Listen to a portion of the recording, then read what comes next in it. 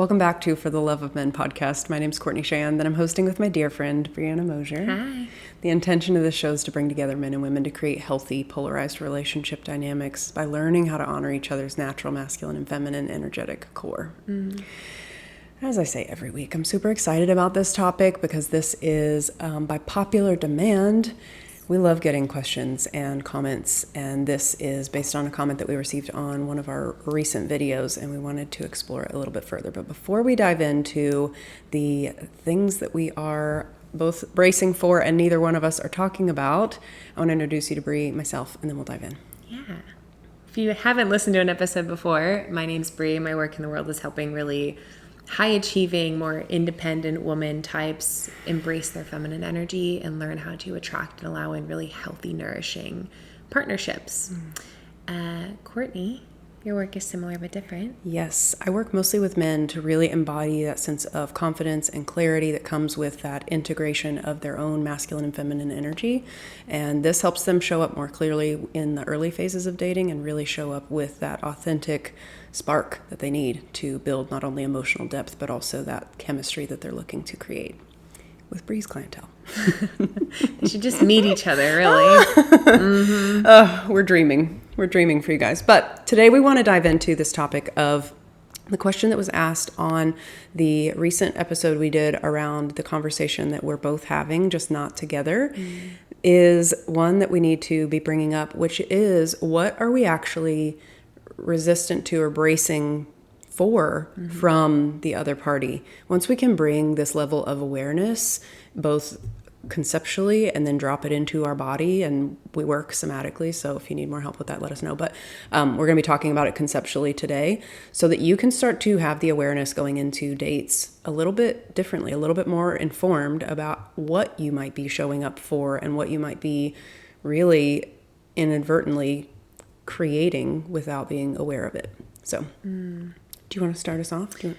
Yeah, I think there's a couple that are just common they're just human is what we've been saying, that it's not really specific to women or specific to men. And then there are several that do feel kind of unique to the experience of being a woman or unique to the experience of being a man, and just honoring that difference feels important, so that both sides feel really seen. But there's particularly two, and probably more, that we feel like are a shared experience. First and foremost being rejection. Everybody, I always say to clients, everybody is always trying to mitigate the risk of rejection in dating. Whether it's men approaching women and questioning, does she want me to approach her? Is this too forward? Is she actually open to it? Was she really making eye contact and trying to draw me in, or was it an accident, right? And women also bracing for rejection in the same sense. Does he like me? Am I good enough? Is he attracted to me?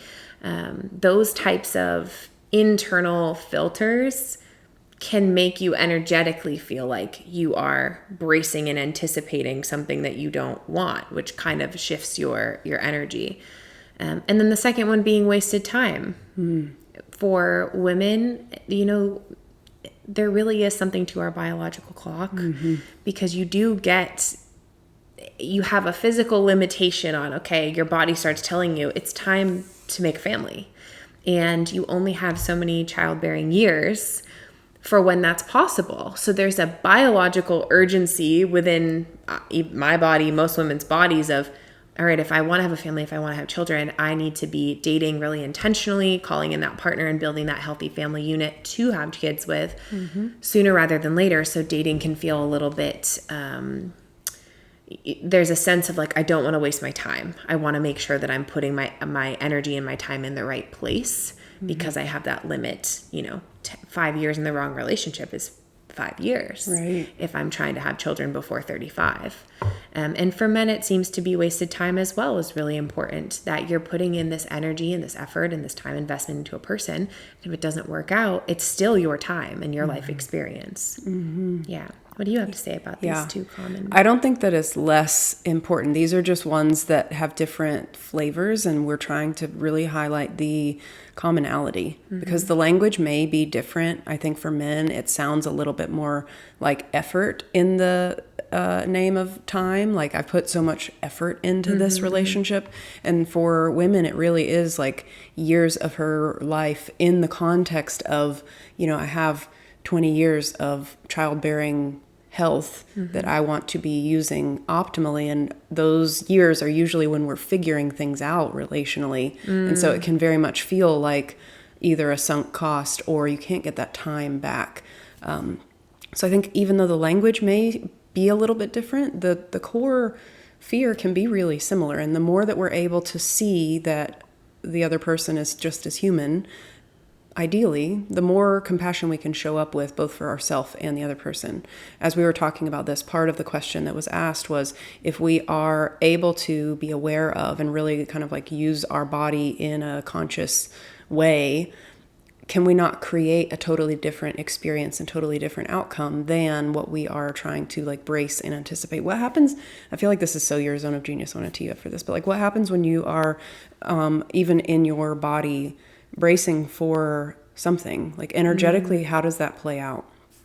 Well, we're vibrational beings. Go off. We feel each other before we say anything. And you know this, right? When you walk into a room, I think women are particularly great at gauging this, Sensitive. but we all have it. It's just human because we're all vibrational beings. We're all energetic beings. So when you walk into a room and you just feel somebody's energy is off, or you look over and you're like, that guy, I don't trust him. You just know it. That they're carrying a sadness or they're carrying a frustration. You sense people's emotion and hesitancies. You feel when they feel socially uncomfortable, right? You ever been in a conversation and you're like, oh, they're so uncomfortable and I don't know how to make them feel at ease in this. I can just tell they're kind of on edge. So we feel each other.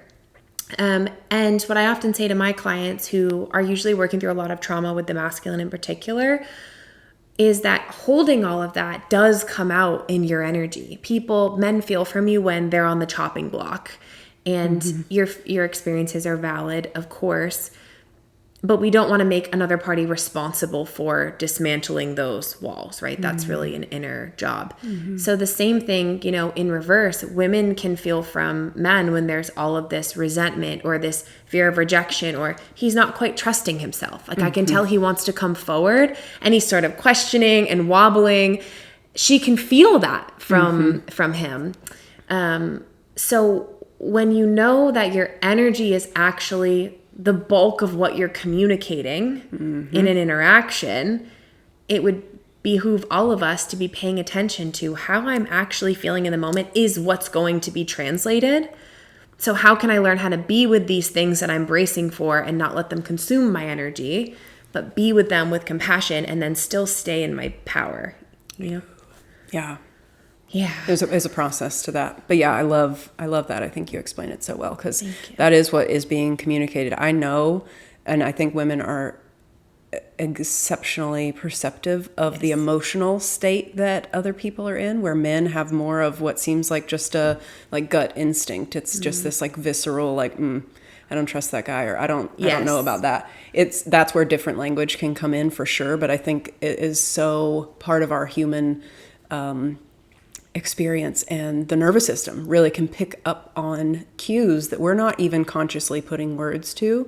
We may not be able to say like what it is that's causing that, but we're like, I don't know, let's slow down over here. Which is why if you're willing to go towards that wound or that fear of rejection or the wasted time, if you're really willing to like look at that and heal some of the fears and resentments that you are maybe unconsciously bringing into that dynamic, you naturally show up as a different partner to be across from. And therefore, the other person is no longer responding to that version of you that was coming from this like crunchy, closed down energy. When you're coming from a more energetically available space, the person across from you now has a different variable to play with. This is that third way that we always talk about of it isn't the what you thought you knew versus the what you were bracing for. It is this like evolution of what we couldn't have predicted based on the fact that I'm showing up as a different kind of like higher vantage point version of myself, and now you get to respond to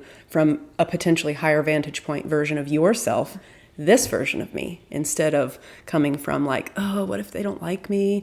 What if I'm too much? What if they end up wasting my time? All of those thoughts spinning in your body, whether you're even like aware of it or not, is what she's going to be picking up on. And I love that you said that. It is a felt experience for women when we're talking about like, I wish he would come towards me and be bold and take leadership action. And I can feel when he isn't quite clear in himself that that's the action that he's ready to take. So, yeah, I just want to emphasize this point you made because I think it's so good. When you feel that contraction in your body, I don't want to waste my time, I don't want to be rejected, you do show up as this a little bit shrunken version. And I would liken it to if I'm meeting a new friend, how my body feels, right? If you put yourself in that position, if you're meeting someone you don't know, a new person that you want to be friends with, how you feel versus how you feel when you're with one of your dearest friends that knows you and loves you, how candid you are, how relaxed you are. There's no high stakes because you're like, oh, I know Courtney likes me. Like I can say what I want to say and she's, we're going to be friends. Yeah. There's a level of in your body where there's no pressure. So that's really what we're talking about is one is bracing. Do they like me? What are they thinking? Are they going to reject me? But think about how you feel with your best friends who you know love you and how relaxed and open you are. That's the felt difference we're looking at. Yeah. Yeah. Because also, just a little layer deeper on that is like when you show up in that, like, do they like me? Am I too much? Am I saying the right thing? You are kind of perpetuating the experience of them not liking and accepting you because they're not able to see you anymore. You're kind of like hiding and constricting, thinking you're protecting yourself, when the reality is you're almost inevitably creating the exact experience that is going to leave you feeling unseen, unmet, rejected, like your time is now being wasted. All of those things are because you're kind of like holding back the part that you're really wanting to be seen in or as, and they can't see it because you're hiding it out of protection, which is so smart on some level. And if we want to unwind this, we have to start looking at those things with a little bit different lens so that we can start showing those things that we are wanting to be seen in and as, so that people can really meet us there and we can feel and experience that feedback loop. It's really a confidence piece underneath, Yeah. And the more that you can hold space for your fears of rejection or fears of wasted time, the more confident you're going to be going into the interaction. Because that's what's left. Yeah, exactly. The you is what's left. When you are willing to hold the fear part, what is left is naturally going to be confident, because that is just you. Just you being you, which actually opens you up to attracting the right people anyway, you know? Yeah. Okay. Let's go deep into, let's start with men. We're going to make this a two-parter for you guys. Let's start with what we and you, I'm going to say you particularly, but we in the show have noticed men might be bracing for in their dating experience. And because you work specifically with men, no pressure. But I would love to hear your perspective. What do you feel like is the biggest thing that men are bracing for in the dating experience? Yeah. The way that it sounds when men are talking about this is that they are wanting to have a certain amount of confidence that their efforts will translate, which makes sense. And that starts to be a personal valuation of them when it doesn't, which also, again, on some level makes sense. It's, I always explain, like, your dating is the opportunity for your creative juice to really, like, shine. You are playing in a field of a one, really. There is like no competition when you're showing up fully as your version of creativity, your version of what you provide. All of that is like, you alone provide that. That is something that is unique to you and your ability to communicate that. Again, going back to why we kind of like shrink and hide and hold back a little bit, it creates the feedback loop that we're often getting when you are willing to put that forward and say like, hey, this is me. Full chest, this is my like creative offering that I want to share with someone, and I'm collaborating with you in that moment. That is going to create a totally different experience. But what I hear is that a lot of times they're afraid of having the experience of their creative results feel criticized or like they're not enough. Like what I'm putting forward just isn't enough, instead of it being not what that person is looking for.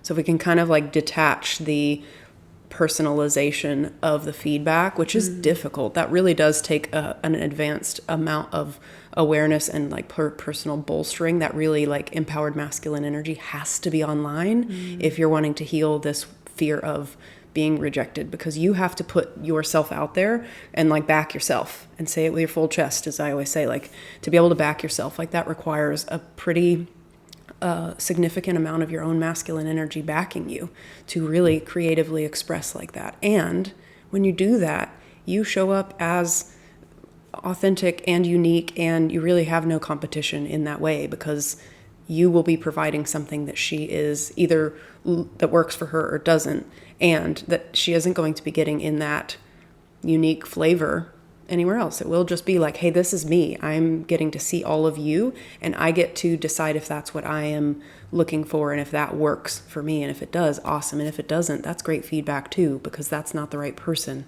to be receiving that effort. I love your emphasis on not making it personal. You know, it's not that your creative efforts or the way that you're showing up and, courting her or making her feel special or pursuing her, whatever that might be, are wasted so much as it is making sure that it's going toward the right person who can appreciate it.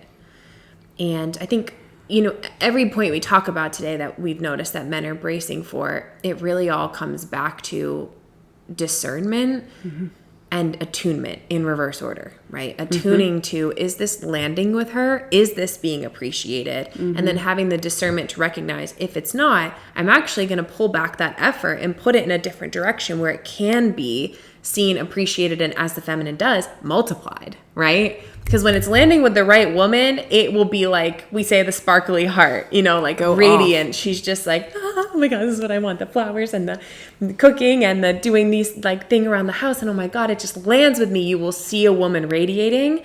So the issue is not your creative efforts so much as making sure it's going toward a woman who it's going to be multiplied and create that radiance in her. That's the ROI that you're wanting.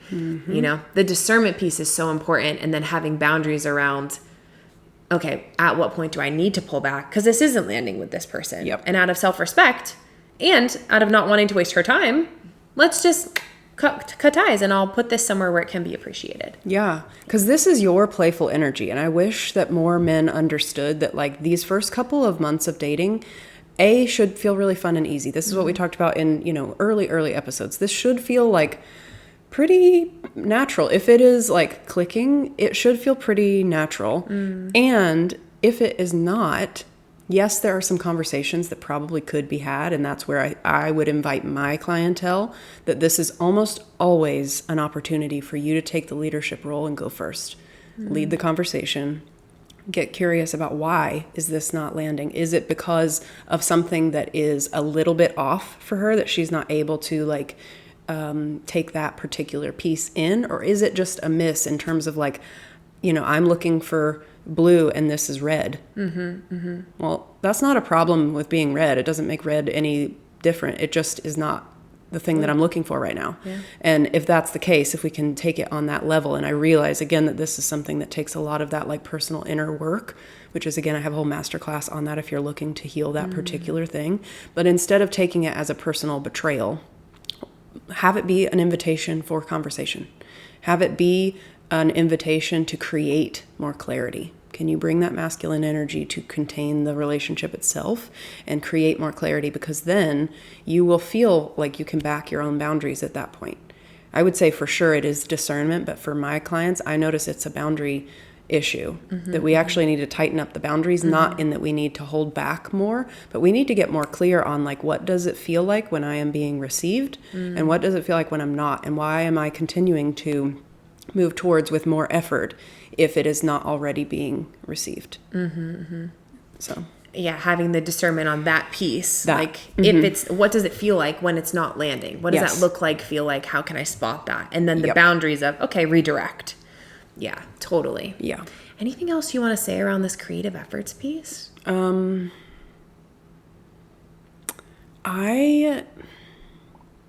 really empathize with it, because as creatives, like, this is what we do for a living. We love creating and we love that piece. And I think that this is where, when I was learning about men, this was one of the things that really hit me in the feels. I was able to start seeing men's creativity shine. And I think as a culture, we don't necessarily celebrate creativity in men as much as maybe we do logic. It's almost like there's the artsy men. And for context, my clients tend to have they more relate with being sensitive on some level. They're not like this macho alpha guy that has no connection to his heart. They are usually pretty attuned with their heart, and that word being sensitive has often been weaponized, when the reality is that's part of being a whole human, and having that level of sensitivity is important, and that creative expression is required for that full experience of being human. I saw this when I was doing health work. I see this in relationships. If we don't have a way to express ourselves that feels unique and creative, and like we are able to bring our internal experience to the world in a way that feels both authentic and congruent, but also well received, and like we're contributing something, it's going to kind of create a shrinking within ourself. And whether that be like creative solutions at work or creative experiences in dating, creative solutions in your dating experience, I just often invite a lot more of that creative energy forward in men, because I see this being something that is not only really fulfilling for them, but also is often a solution that they weren't necessarily looking for, to feel both more enlivened. They want to feel turned on in their dating experience, and that creative energy is often that like flowing forward of unique expression is what's going to help you feel more alive and turned on in any connection once you are willing to put that forward. But the ask is that you're able to back yourself and hold yourself in that, because it does feel vulnerable to receive feedback. We get that. It feels vulnerable to receive feedback on this creative venture that we put our voices out there and our opinions and thoughts out there. And if we didn't have that masculine energy internally for us to really bolster ourselves and hold ourselves up, it would be harder for us to be willing to be seen fully. But that being seen is what is so exciting and inviting for connection. That's like you always say, the entry for love. You don't get to get around that. That is like the price you pay, is being willing to hold your vulnerability, your moments of not being completely sure, but you're going to go for it. You're going to have the courage to really like back yourself in that and put yourself forward. I mean, that makes sense. Mm-hmm. Okay. Yeah. Similar to, when we put out content, there are always people who are like, I totally disagree. And Court and I are always like, okay, cool. Okay, great. That's fine. And there are people who are like, oh my gosh, this helped me so much. This really landed. It turned the light bulbs on for me. That's where we're targeting to put our effort in a place where there is an ROI, not fighting against somebody who's like, I vehemently disagree with this. Okay, you're allowed to. Cool. Mm-hmm. I'm not going to keep putting my energy in that direction, right? You want to go where it's being received. So I think that's really the take home point with this one. Yeah. Yeah. Yeah. Because as we were taking notes before this, because it feels like that element of betrayal, because we are now, when we continue to like put our creative efforts out there and it's unappreciated, it will feel like you're betraying part of yourself. And I think that's the real rub, is it that she is creating the betrayal experience, or is it something deeper that we need to look at, where we're continuing to override our own boundaries and not stop ourselves when we recognize, hey, this isn't someone that's appreciative or is able to appreciate what I'm offering. When we cross those boundaries, it's the same in the self-abandonment camp that we're going to talk about later. But like when we cross our own boundaries, it makes sense that part of us feels the resonance of betrayal or rejection or abandonment. Those like kind of core wounds get activated when we are behaving this way for ourselves too. And it's an invitation for us to really take inventory, but see how we're relating to ourselves too in this process. I think that's a really good segue to our next point, being that men will often share their bracing against feeling used. I feel like finances are a huge point on this, and I can totally have compassion for that, where the weight, culturally speaking, is usually on men to pay for the dates. We did a whole episode on paying for the dates and what it does for the feminine, so definitely check that out if you're curious, because there is an ROI on paying for a date in terms of what you can bring out of the feminine. And it's nuanced and important. It's not somebody just wanting, there are folks who just want to be paid for, and that's how they enter the dating space, is a kind of a meal ticket. But if that's your experience, that's where we do want to look at, okay, attunement and discernment, and then boundaries, same thing, so that you're not feeling the,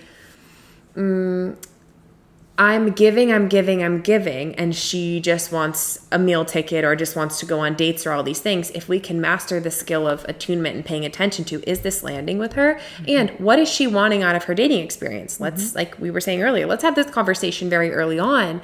That way, okay, am I willing to invest my finances, effort, and time into this? Or am I investing 2 months and X amount of dollars to find out that, she doesn't want anything serious, and then I'm feeling used? So the way you protect yourself from that is having the attunement to, is this landing?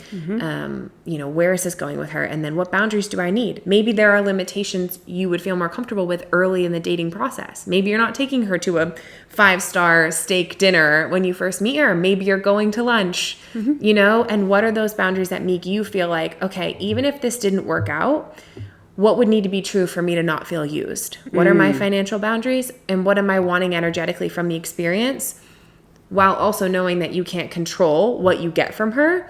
So I think you could use the same skill. I tell this to women all the time. When you go on dates, focus on what you want to be practicing. Because that will keep you in a place of you're having your own experience. So for women, if they're practicing receiving, right, she can be focused on that instead of, when's he going to give me something? You know what I mean?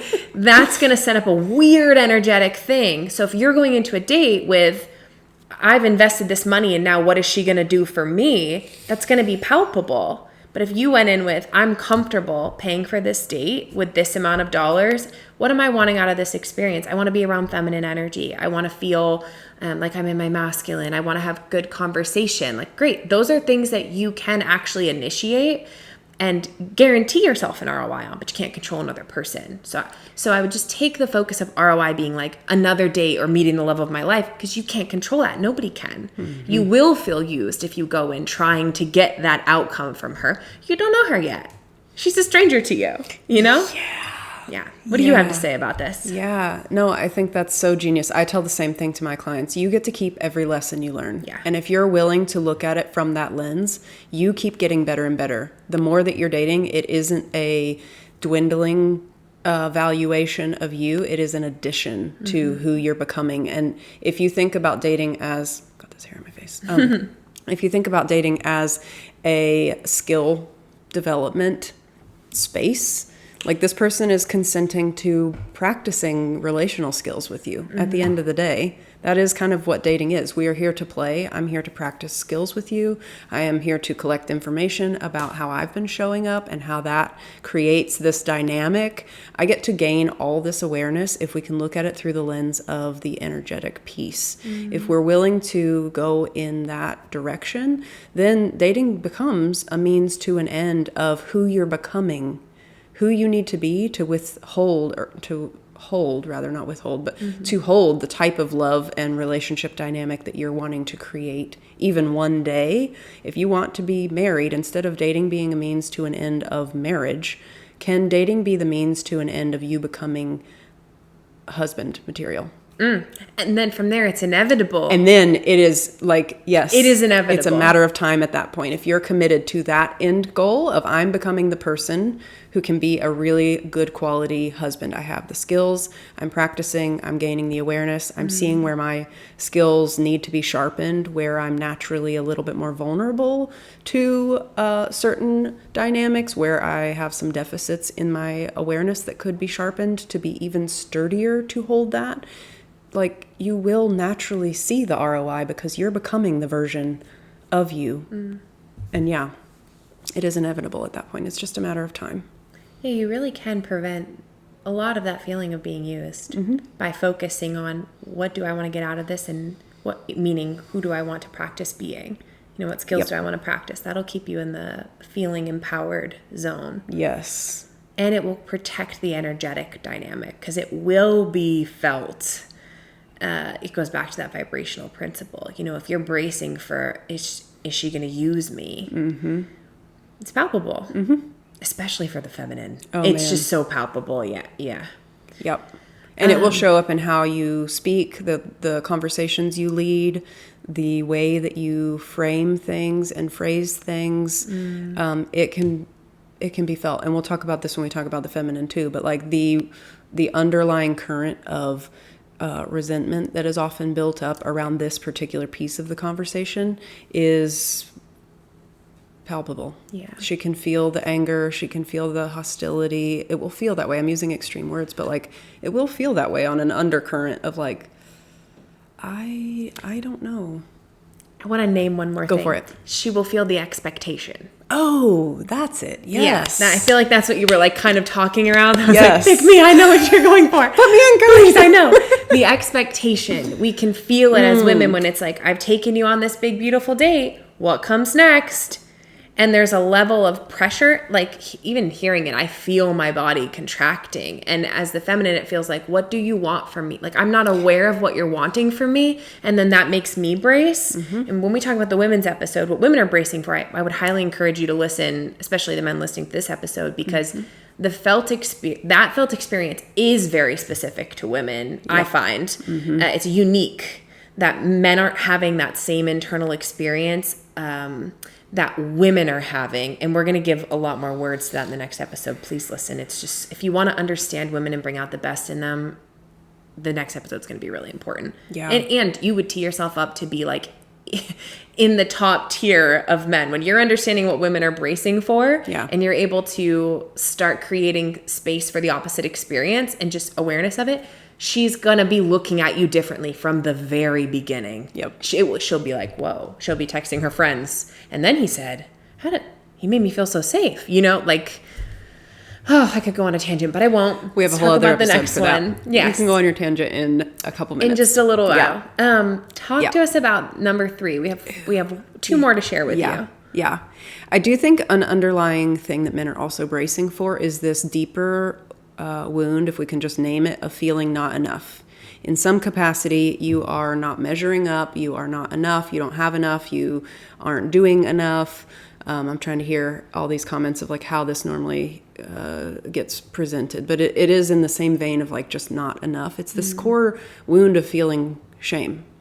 And what I always reframe for my clients is like, shame is your experience of being human. If you can just name it as humanness, I promise the emotion that you're actually bracing for is going to present itself in a way that is more easy to handle. The shame kind of like covers what's actually the problem and what you need to be looking at for yourself to feel free from that experience.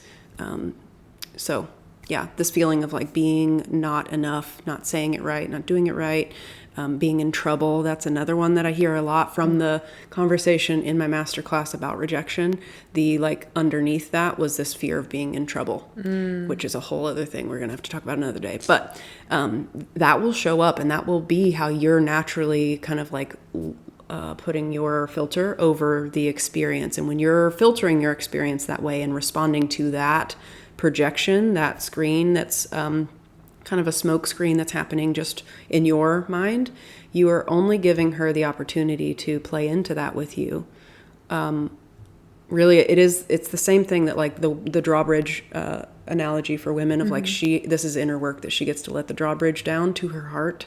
That's the same, I think, for men in this way, is to drop the projection screen and really have the clarity that masculine energy can provide to see over the projection and really see through it as being able to like ground your own experience and let the person in front of you be who they are. Really like let them be free to show you who they are. That is, I think, the ask is to sit with the humanness that you're feeling so that the other person can show up and be human too. I love that. I was just thinking of a point you made in an earlier episode around, we were talking about feminine and masculine energy, and you said something like these thoughts that you have of I'm not good enough, or I don't make enough money, or I'm not handsome enough isn't actually what she's looking for. Yeah. That's not really what's landing in her body. What lands in her body is how you're making her feel and how much space there is for her feminine energy. So let me know if this is a stretch, but if I think if I'm in the shoes of a man on a date and I'm feeling that like I might not be good enoughness, I think remembering that principle of what causes most attraction is creating space for her feminine energy. If I remember that, now I have some agency. Wait, I can just focus on, is she feeling safe and seen and heard? Those are going to be the things that actually draw her into you, is that energetic felt component. The more empowered feminine she is, that's what she'll be leaning on. And then there is, of course, compatibility and things you're both looking for. But from a woman's perspective, I think men might be bracing for this not enoughness a lot more than women are even paying attention to. I'm paying attention to how do I feel when I'm with him, you know? And then the other things are kind of like just some other variables, some information. Yeah. Yeah. Yeah. Which it goes back to that, like your unique way of providing is going to make you automatically shift into a feeling of enoughness. If you are playing in that game of I contribute what is unique to me, like there isn't a comparison factor. It is finding what not only feels good for you to give, but also who you want to be across from that can receive that. And at that point, it is this upward spiral. Usually the breakdown is happening in that I'm either not fully committed to like backing myself and giving what is unique to me that I would like to give at the level I want to give, or the person across from me is not the right person to be giving that to. Because once that happens, that amplification and multiplication piece happens, it is like, you get to see just how much masculine energy and how much of a provider you are. It's most likely that you have been boxing yourself in, and for lots of reasons, historical context there, lots of reasons why this is probably like programmed into you. And it's not that we're saying that being a provider in, you know, a really traditional sense is not important, but if you are, but I usually find for my clients that that's not the only way that they want to provide. That's like low hanging fruit in terms of like what they're wanting to provide to the relationship. They want to provide something that is really unique to them. And when that isn't being met, that's what usually causes them to feel like I'm not enough. And then they will look at, oh, it's because of my finances. It's because I'm not handsome enough. It's because I don't have the right body. They look at all these like external measure points of someone else's standard of where they should be, instead of owning their own standard of like, I'm giving what is authentic to me. And if it's not received, that means that this might not be the right person for me to be giving it to. That's what it is. Not that maybe you're not enough, but that we need a person who wants exactly what you're having to offer. Are they looking for a blue puzzle piece? It's no different in sales and business, right? If you're not in the market for fences, it doesn't matter how much I try to sell you a fence. I'm looking at what's right in front of me, my backyard fence. If you want a pool and I'm trying to sell you a fence, it's like, cool, your fences are great, but like, I'm looking for a pool, you know? Yeah. Such a bizarre analogy. You can't sell it to me if that's not something I'm needing in my space. Right. And so it's the same with energetics and dating, but we make it so personal instead of just being like, oh, they're trying to buy a fence. I'm looking for a pool. Nothing wrong with their fences. It's just not that personal. Yeah. You know? Which, again, I just want to name that this is the inner work. This is what's showing up for you to be worked through. That's why it's personal, because it is an invitation for you to own it. Make it personal. Truly, like that is the invitation, is to make it personal. Deal with this on a personal level so that you can be free from it. Instead of me bringing it to you and having this like reverberation, and I've heard it called like trigger, counter trigger, counter trigger. It's like I trigger you and now you're triggered and you're triggering me back. It's that like downward spiral that can happen in relationship dynamics. I think that's what happens in dating too, is that we are really afraid to touch our own humanness. And when we are not able to sit in our humanity, we almost require the other person to be superhuman. And that's the expectation that they will feel, man or woman. I think men are feeling the expectation to be superhuman, and that is what plays on their wound of not feeling innately enough, because now I don't get to provide in the way that feels good to me. I'm only able to provide in this particular way if that's your expectation of me. And it creates this like weird energetic dance, which is why the somatic piece is so important, which is, again, what we talk about all the time. So let's move on to our last piece. I'm going to let you take the first, unless you want me to, but I feel like you're going to tee us up in the best way for this. Okay. And I'll be able to piggyback. She said, you're right. That's what Courtney just said. You're correct. I will be good at this. No, I'm just kidding.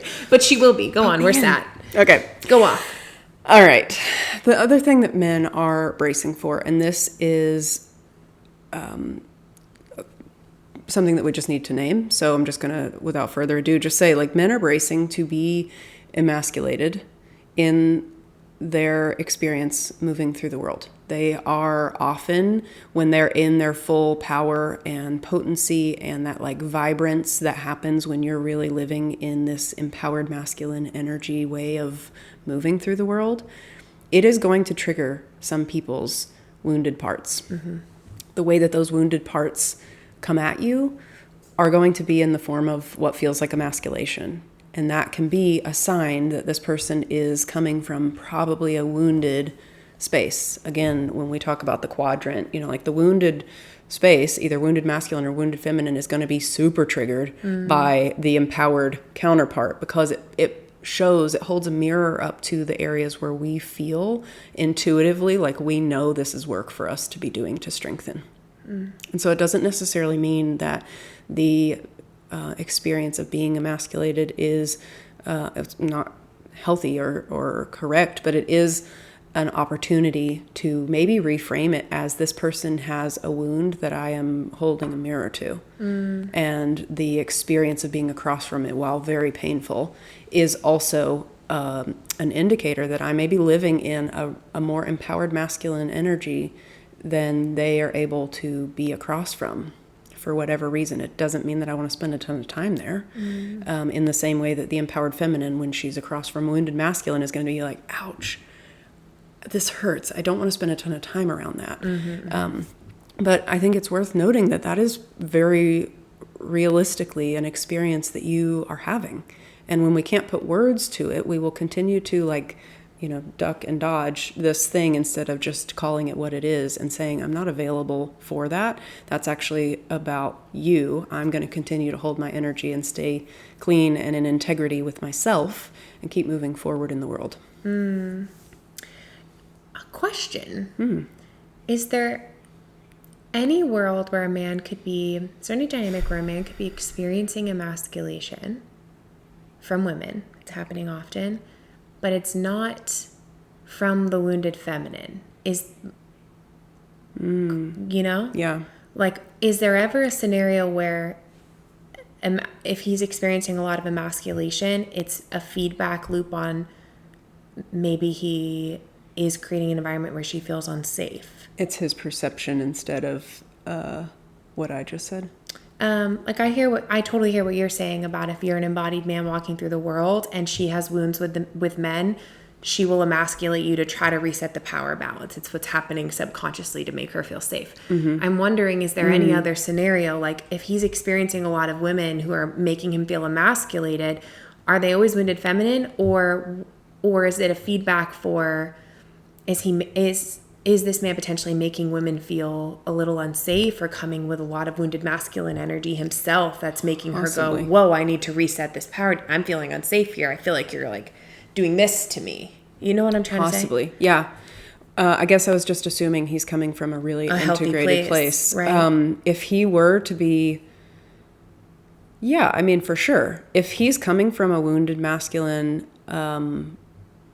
energy and isn't aware of it, he might experience what he's calling emasculation and it be a call for more integrity. Yeah. I think the difference would be that an empowered, integrated masculine man is going to be able to do a little bit of self-reflection and sit in his own discomfort and weigh out, was this something that I did, Or is this something that I want to change? Is it in my value structure to make an adjustment to? Can I have some like compassionate awareness of the impact of me and my energy on other people? I think that's a huge ask for men, is to be aware of their own impact, to be aware of how their energy is experienced, not in a way of causing you to close it down, but in a way almost to like confine it so that it goes straight up. I talk about this with anger too. Like it'll come out sideways when it's not able to have a clear channel to go upward. And that energy, that masculine energy, naturally rises.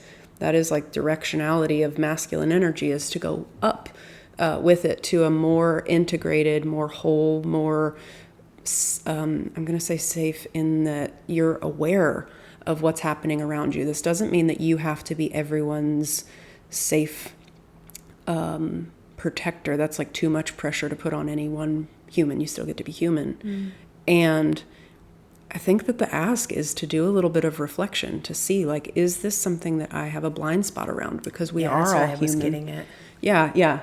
As I talk about that in circle. Spot? I do. Yeah, I agree. I hear you. I think that is the gift of relationships. And honestly, it might be worth too, when you can sit with your discomfort, it will probably give you a clearer perspective of the person in front of you. Again, that smoke screen is going to be, you can kind of like cut through that with a little bit more clarity, and you'll be able to see if this is coming from her heart.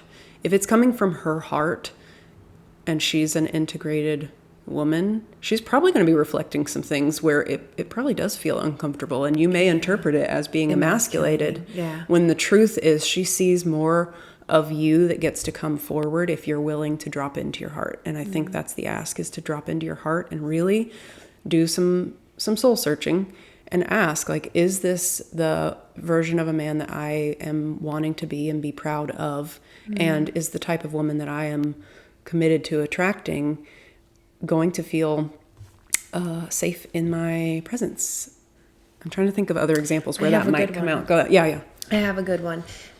If, let's say, he's coming forward with like a lot of plans and a lot of initiative and a lot of control, and she's saying, could we maybe do something like this? Or this would make it more fun for me. And he's interpreting that as, you're not taking my lead. I'm trying to have the initiative and be the masculine, and you're emasculating me. You're shutting me down. When actually the blind spot is attunement.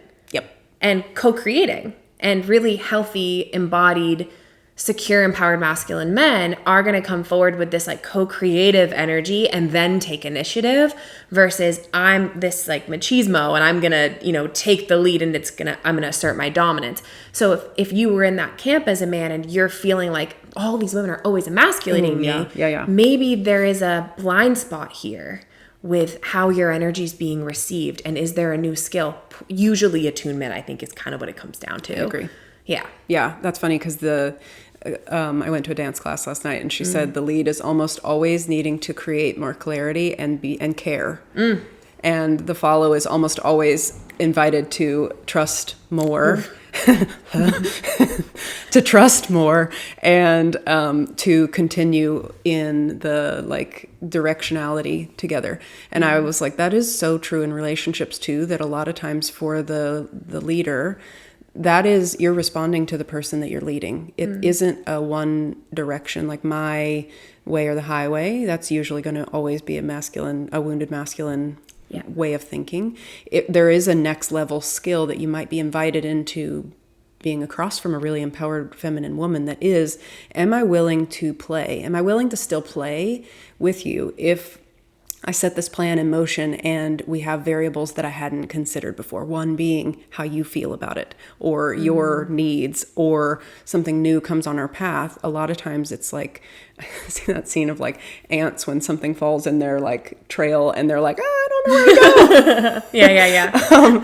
It is this like, can I still embody masculine energy in that moment and still step into leadership energy, which is like taking an inventory of what I have information of now. What do I want to do? How can I lead in this way now that I know what I know? If you get really frustrated in that moment, I would say it's probably an initiation into being willing to create in the moment, which is going to put you face to face with your feeling of potentially messing it up or being not enough. Are you willing to be human and still dance with her when you have new variables to contend with?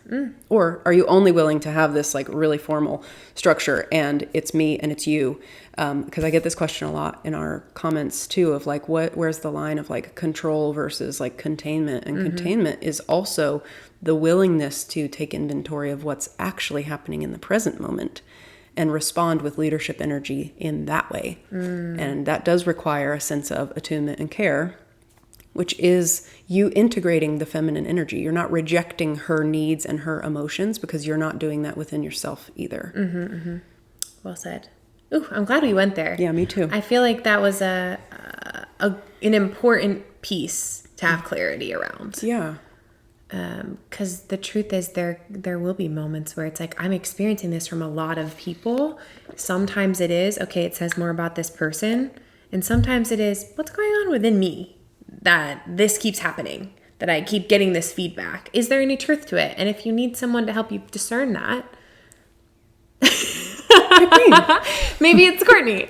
She's brilliant at it. And she'll do it in a way that empowers you and doesn't make you feel shrunk because of it, but is more like, you always say, what's the skill? Yeah. Right? What's the skill that I need? Not shaming you into, this isn't working because you suck. Yeah. I actually love reflecting this to men too, because I am holding the vision of like your highest self, like you and your most integrated, empowered masculine energy. That is my reflection point. Yeah. That is the goal that we're aiming for. And those are the questions that I'm going to be framing for you to do some reflection on, like, oh, is there a skill? And usually my clients are like, I could be stronger in this.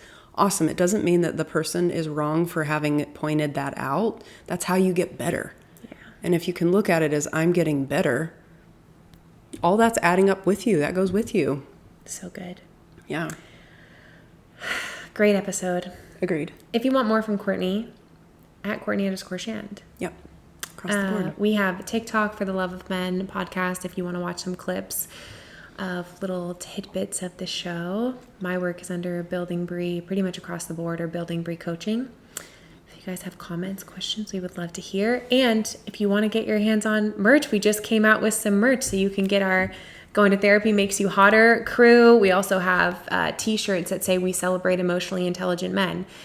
The point is for them to be conversation pieces. So we would love to see you guys wearing them. And if you do wear them and you want to take a picture and tag us, what would happen behind the scenes is Courtney and I screaming and jumping up and down, sending each other screenshots, celebrating it. We really want these to be points where people look at it and they're like, oh, therapy. Oh, emotionally intelligent men, like normalizing this new standard. So you want a good ROI on that effort, tag us. We might have to record our response because it will be like through the roof. And you know what else would be so great? If you are a man wearing this crew or a t-shirt that says we celebrate emotionally intelligent men, you are green flagging yourself. I mean, this slogan on a man, or the back of his shirt says we celebrate emotionally intelligent men, I guarantee you she's texting her friends going, should I go talk to that guy? Honestly, that is I'm not joking. You want a green light. That is going to be like you're a walking signpost of green flag. Green flag. Yes. Green flag energy. More than anything, we always say women right now in the dating pool are looking for emotional intelligence and connection and intimacy. It's really I don't see that going away. It's not. It's truly just going to, I think that is the biggest thing women are looking for and are actually refusing to settle for less. Yep. Which is a whole nother episode. Right. Well, kind of one we've done. But yes, we could do in a million ways. Yeah. Anyway, get your hands on it. We'd love to see you guys wearing them. We'll see you in the next episode.